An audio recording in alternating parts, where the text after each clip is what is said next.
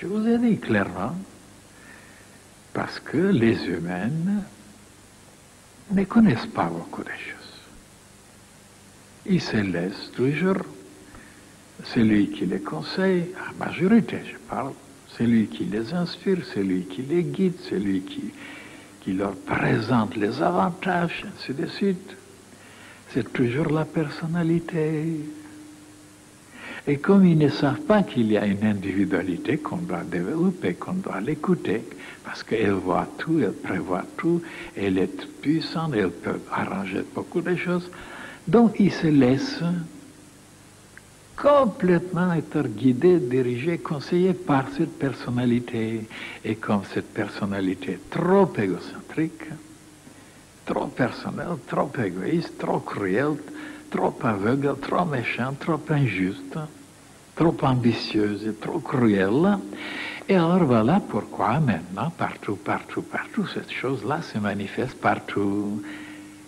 Parce que l'enseignement de la grande fraternité blanche universelle, qui est là pour éveiller justement le côté divin, le côté sensé, le côté beauté, le côté splendeur, le côté formidable, et de plus en plus, ce côté périclite s'efface, diminue et disparaît.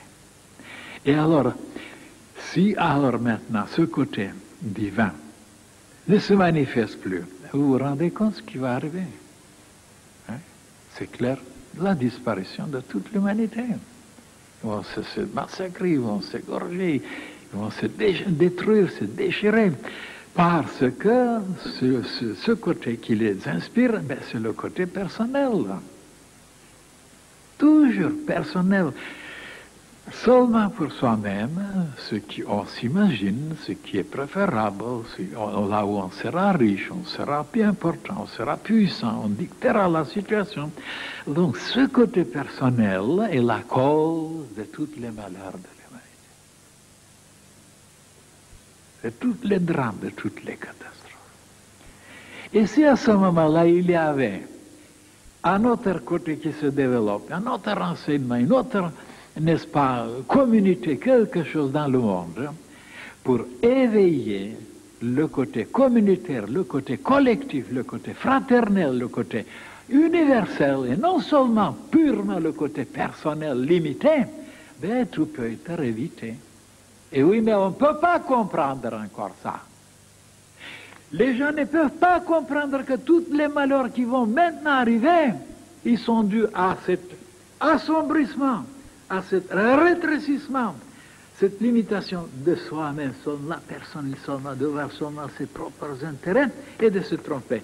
Tandis que dans la fraternité, on tâche d'éveiller la conscience de la collectivité, de la fraternité, pour pouvoir élargir, s'unir, se comporter bien, aimer tout le monde, et il n'y aura plus de guerre, il y aura la paix. Voilà, c'est simple, les enfants peuvent comprendre. Et pourquoi les gens les plus intelligents, les plus haut placés ne peuvent pas comprendre ça? Tous travaillent dans ce domaine personnel, leurs intérêts. Et voilà pourquoi il y a des lois qu'ils ne veulent pas étudier. Ces lois sont terribles.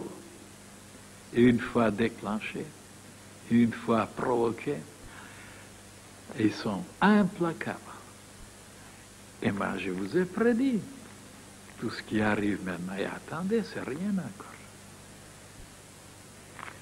Maintenant, comment c'était jusqu'à présent? Ben, jusqu'à présent, ben, c'était toujours, voilà. Et toi-même, voilà. Chacun pour soi et Dieu pour tous. Voilà cette parole. Et alors on a développé tellement à cause de ça, pour soi, chacun pour soi, on ne pense qu'à soi, et on ne pense pas ni aux autres qui vous fréquentent, ou à la femme, ou les enfants, ou la société. C'est ça la cause de tous les malheurs, de tous les malentendus, de toutes les tragédies. Mais oui, il n'y a pas d'autre cause. Je vous assure, mon analyse est impeccable, parfait. Il n'y a pas d'autre cause. C'est pourquoi il faut maintenant développer, vous qui êtes ici, développer l'autre côté, d'être un petit peu plus fraternel, un petit peu plus généreux, un peu plus clément, plus miséricordieux, un peu plus.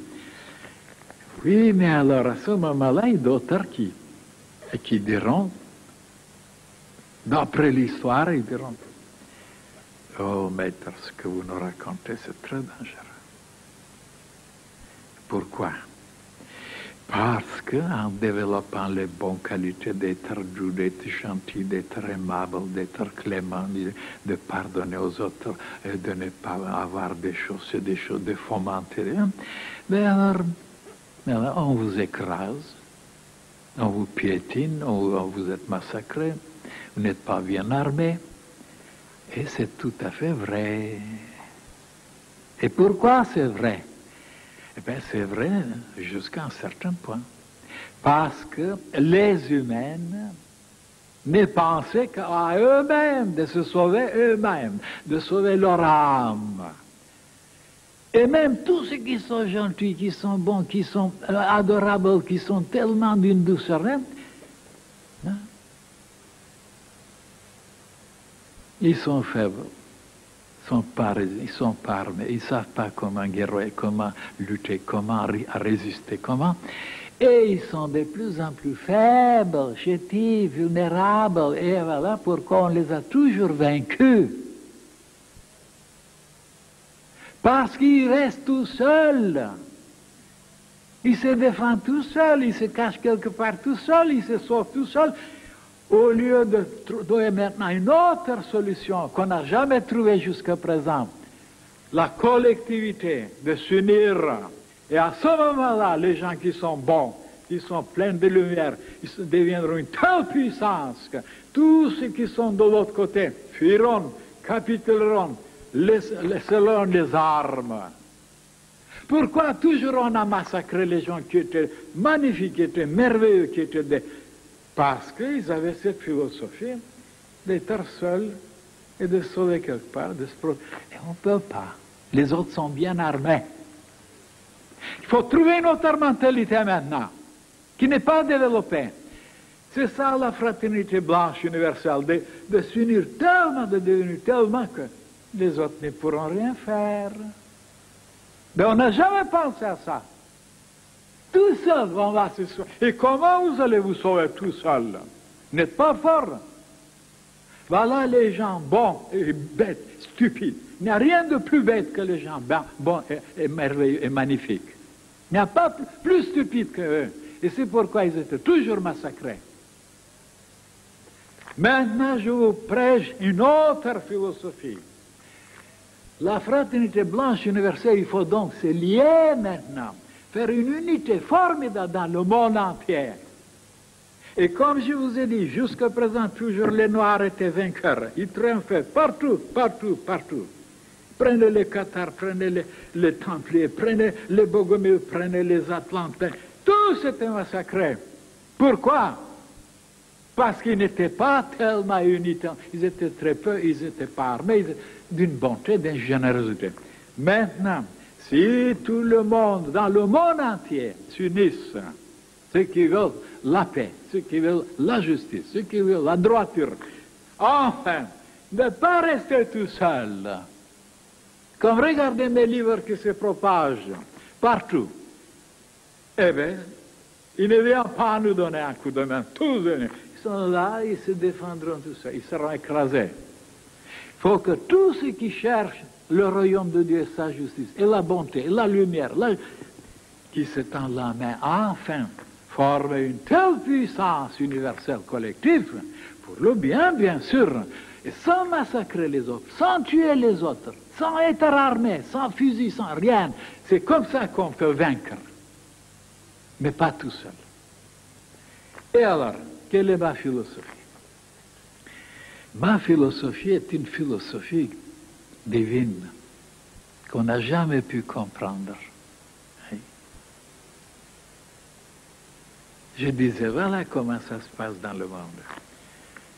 Tous tâchent de se défendre avec des armes, avec des bombes, etc. Et comment? En supprimant les autres, en les tuant. Et j'ai dit, ça n'a jamais arrangé les choses. Jamais. Ça continue. Parce que vous tuez quelqu'un, et il y aura d'autres qui viendront avec les mêmes idées, avec la même mentalité, et ça continue. Vous remplacez quelqu'un, il vient un autre, parce que la mentalité n'est pas changée. C'est toujours la même mentalité, égoïste, cruelle, déplorable.